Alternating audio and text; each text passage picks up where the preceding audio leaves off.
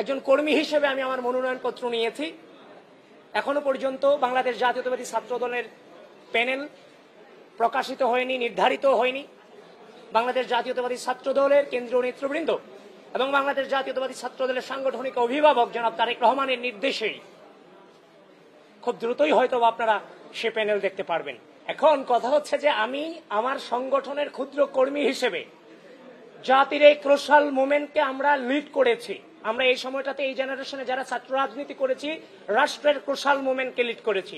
ডাকসু কোনো শুধুমাত্র ঢাকা বিশ্ববিদ্যালয়ের ম্যাটার নয়, ডাকসু নির্বাচন গোটা বাংলাদেশের ম্যাটার। সুতরাং এই ক্রোশাল মুভমেন্টকে লিড করার জন্য আমরা এগিয়ে এসেছি, ফর্ম তুলেছি।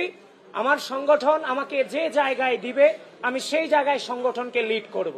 সুতরাং আপাতত বলতে পারছি না আমি কোন পদে লড়াই করব। সেটা অবশ্যই আনুষ্ঠানিক সংবাদ সম্মেলনের মধ্যে দিয়ে আপনারা জানতে পাবেন। আমাদের যে ব্যাপারটা সেটা হচ্ছে যে আমরা এখনো পর্যন্ত আনুষ্ঠানিকভাবে পূর্ণাঙ্গ প্যানেল কিন্তু আমরা ঘোষণা করিনি, আমার সংগঠন ঘোষণা করেনি।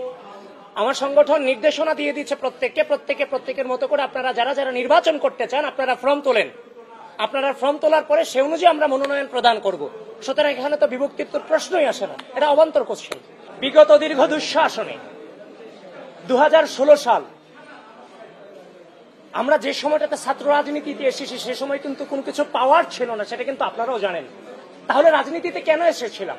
রাজনীতিতে এসেছিলাম আওয়ামী রাজনৈতিক অপসংস্কৃতিকে ঘৃণা করে, সেটার এগেইনস্টে একটি সুষ্ঠু নতুন রাজনৈতিক বিনির্মাণের উদ্দেশ্যে আমরা টানা লড়াই সংগ্রাম করে গিয়েছি। ঢাকা বিশ্ববিদ্যালয়ে একটা স্টুডেন্ট ভর্তি হওয়ার পরে একদিকে ঢাকা বিশ্ববিদ্যালয়, আরেকদিকে সোহরাওয়ার্দী উদ্যান, সবচেয়ে ভালো জায়গা এবং সবচেয়ে খারাপ জায়গা।